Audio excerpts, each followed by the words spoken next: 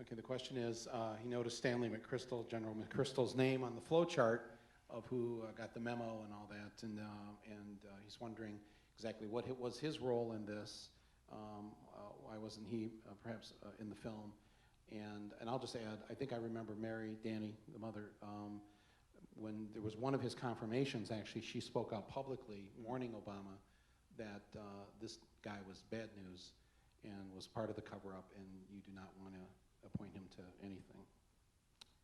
Amir, do you want to? Yeah, I mean, he's in the film. I mean, I feel pretty happy about the degree to which he's in the film, because there was a time that we considered having one of those little epilogues, you know, saying Obama has hired him, and, you know, talk about production and distribution costs. We would have had to like throw away every print had we done that, because we finished and burned the prints before, you know, before this whole new episode happened. I mean, he's in the film. You know, it's stated that he sent that P4 memo, and you know, I guess all I can add is just that it's unbelievable how childlike his lies have been. They're really like the dog ate my homework. Like, you see those generals, and it worked. It worked at his confirmation hearing. You know, he basically said, you know, I didn't read the Silver Star recommendation carefully enough to notice that, yeah, you know, on second look here, it could be construed as somewhat deceptive.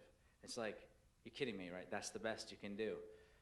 But it absolutely worked. You know, he was confirmed, and as we started talking about it, you know, that's you know, the press reported it as, you know, McChrystal apologizes to Danny. You know, you do see it in the film, actually, like when Wolf Blitzer says, it's very quick, you know, I've obviously watched it too many times, but like, you know, when Wolf Blitzer says, new information on who bungled the Tillman case, that's the publicists at the Army being wildly successful, because they're getting that word bungled out there, as if it was like just a Keystone Cops mistake instead of a very clever, deliberate act. And to this moment, they have not yet admitted there was a deliberate deception to the American people. They've said, oh shucks, we really screwed this up, we bungled it.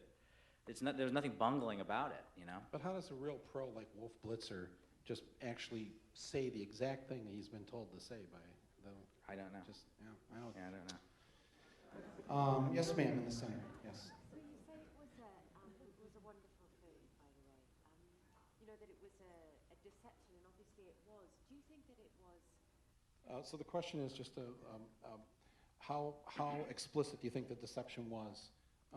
Were they, right from the get-go, they saw they had a great PR thing here to get more people supporting the war, or do you think it was once it started to unravel, then they're trying to catch up with the unraveling? And I'm just putting it in my words, but yeah. You know, that's a tough one to answer. I think it was a little bit of both. I think, you know, basically there was some very deliberate steps at the beginning, and then they realized, uh-oh, we've got 600 soldiers rotating back to the United States, all of whom know